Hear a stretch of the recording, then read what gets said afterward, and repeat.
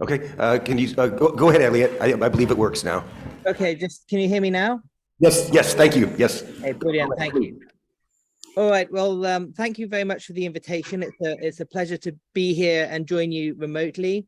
I had hoped that I would be able to join you in person, but I am yet again a victim of Brexit. I could not find a shipping company that would transport my belongings from Luxembourg back to Scotland. I'm in the process of moving back to Scotland after working away for a while. And the amount of customs paperwork that it creates to move one's own personal belongings outside of the customs union and into the UK is astounding. So the only way I can do it is to use my personal allowance, which means I have to transport my goods in person, which means I need to drive. So I'm currently in transit. I give all that personal information as a background simply because it displays, I think, some of the practical consequences of the situation that we're in. It's all very well to hear about the costs and the burdens and the frustrations of almost the trade blockade that the whole of the UK and therefore including Scotland is now under, but it's really sort of hits home personally. I'm glad that I heard the last part of the previous presentation because I have to say that was truly fascinating. And as a former naval officer, I have a keen interest in Scotland's maritime strategy. The one thing I would add to all of that is that in order to have a maritime strategy, we also need a naval strategy. But to do all that, we need a state. All of these things, all of the things that you'll have been heard about around how we develop the economy, how we develop infrastructure, they all require a well-functioning state, a state that is able to mobilize resources, a state that is able to plan, to implement, and to do so with public legitimacy behind it. So for me, since I got involved in the Scottish independence movement in about 2009, I've always had this focus on state building, that independence is not about simply getting rid of London rule. It is about building a Scottish state which functions better, which is a state which is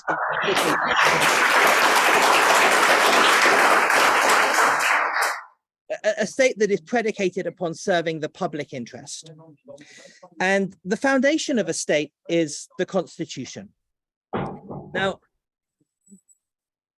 constitutions are not well covered in the British media, which is why with my colleague John Drummond, I have a column now in the Sunday National. It's been running for about 2 years, where we address constitutional issues. And we try to just raise awareness of what are constitutions? What do they do? Why do countries have them? What might a Scottish constitution look like? And how can we get there? And that's, I'm going to cover very briefly today.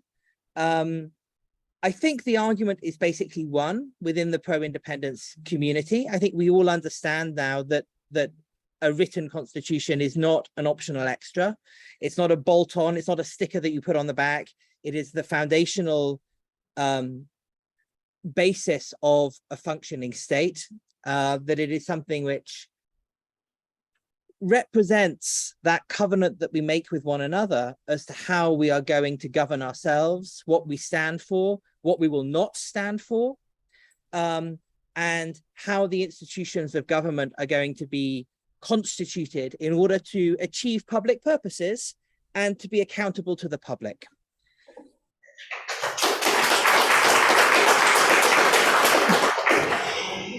So I'm just going to see if I can do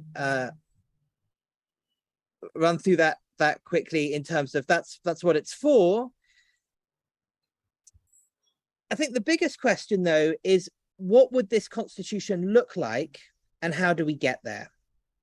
Now, this is tricky because constitutions claim to speak to everyone. They're made in the name of we the people, right? Legitimate constitutions are based upon some kind of fundamental compromise that brings together, if I may use the words of the Declaration of Arbroath, the whole community of the realm.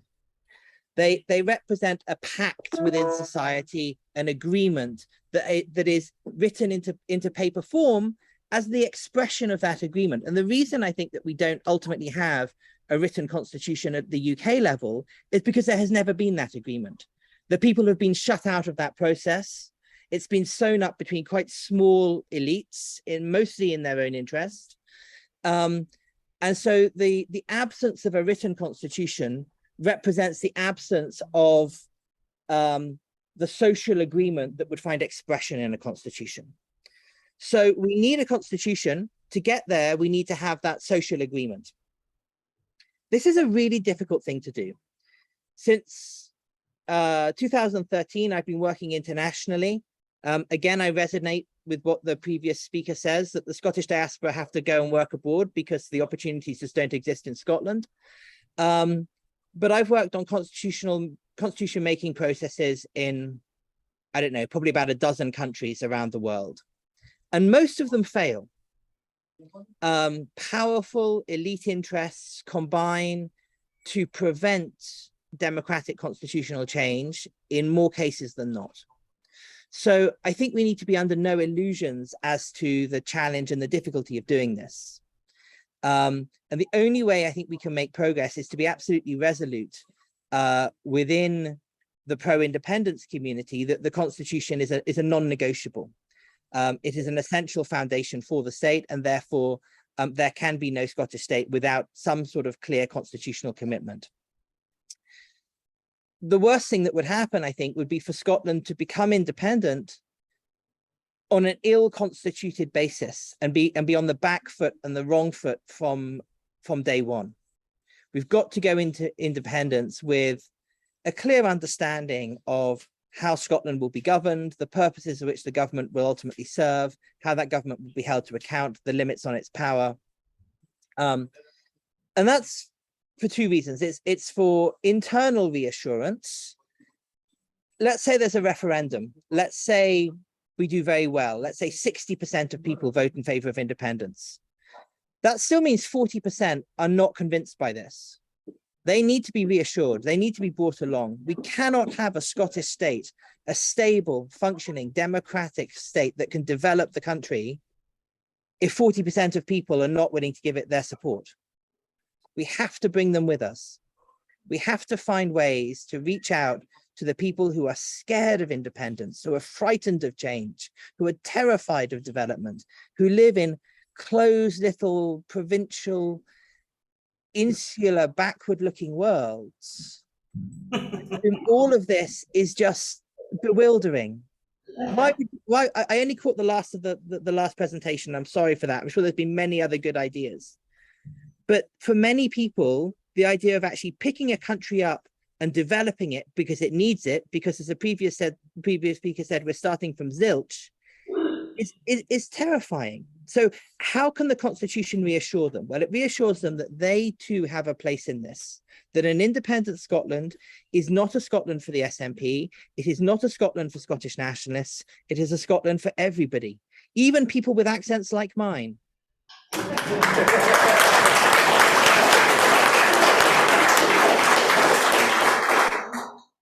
And the Constitution is a way of doing that because it says your rights are protected, your fundamental rights are protected, your democratic rights are protected.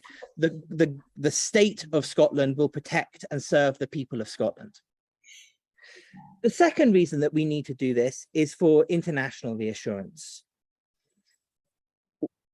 The United Kingdom has very much damaged its reputation in Europe. I speak to a lot of people, and UK's reputation, I think, has never been so low. Scotland needs to strike a different note. It needs very careful institutional reputation management, and the key to that also is the Constitution. If we want to have a serious engagement with Europe, the first thing they will do is look at our compliance with democracy, human rights, and the rule of law. And they will ask questions about the Constitution. And, oh, well, we don't really have one. We sort of make it up as we go along and pretend, which is the British response, just won't cut it.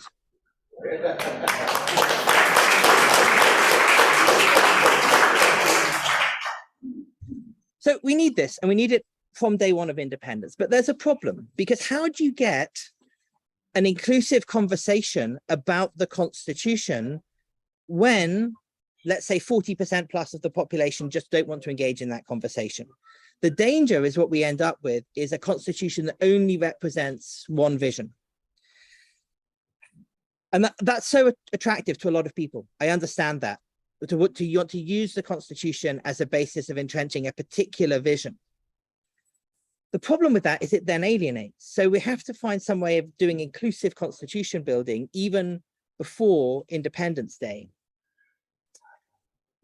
Otherwise, we could end up with a constitution that looks a bit like the Republican Constitution of Spain in the 1930s, which was a very progressive, very advanced constitution.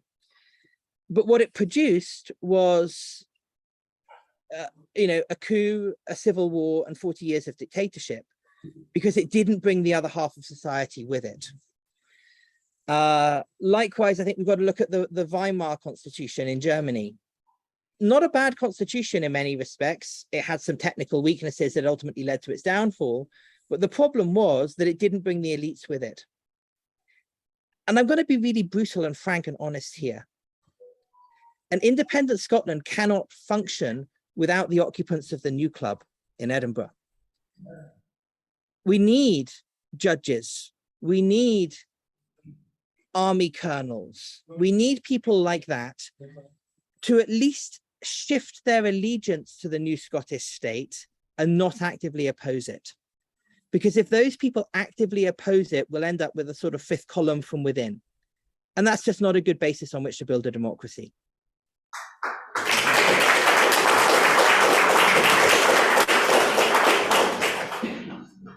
So here is the proposal. Here's a proposal that I have worked out in consultation with many other people over many years. We need a two-stage process. And I think the Scottish government is committed in principle to that two-stage process. The first stage is to put in place a constitution which is robust, resilient, complete, that functions as the full constitution of a state. So it includes things like how judges are appointed and dismissed, the independence of the Electoral Commission, the Boundaries Commission, the autonomy of the Auditor General, all that really boring stuff that actually prevents the government from doing the kind of things that Boris Johnson has been getting away with.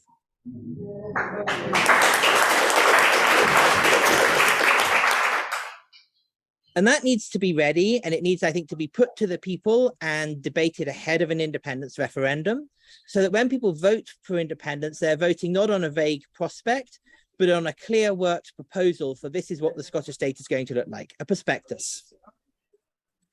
The second stage is after independence to then have an inclusive constitution building process, which can take that document as a starting point and can amend it or replace it as they see fit.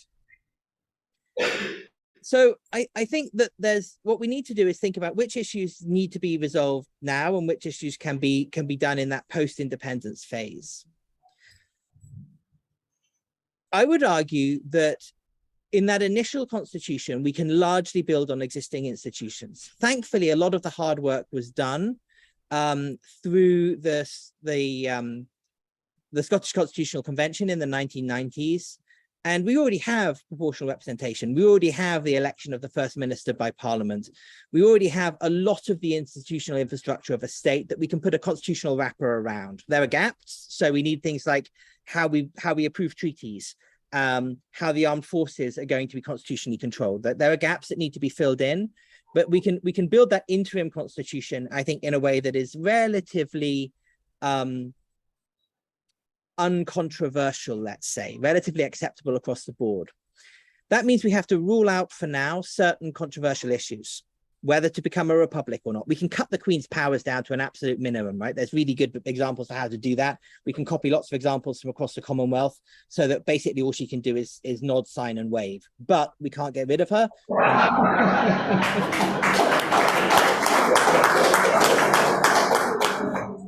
I'm glad you like my thinking there. But the question of whether to ultimately replace that with a republic, Barbados style, will have to be postponed to the post-independence stage. Likewise, I think there's a whole range of things like church-state issues, which people have strong feelings about, which would only muddy the waters in an independence campaign. And the thing to do there is probably to let sleeping dog collars lie for the time being. and to look at that in the future.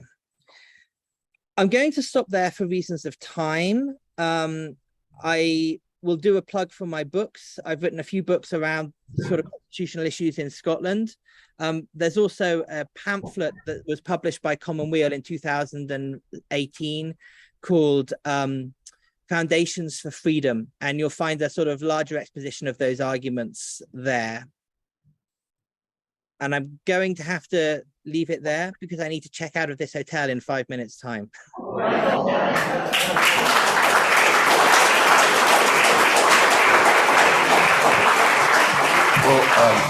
So thank you so much, Elliot. You've been most instructive, and we value your wisdom, and and so I'll get back to you in a few days' time and sort of debrief with you. But thank you very much for your Thank you. And it's just such a shame I can't be there in person because it sounds like a great event and there's so many good ideas. I just hope you get some sort of report out of this or some summary of papers or something, because that would be. Oh, don't worry, we've got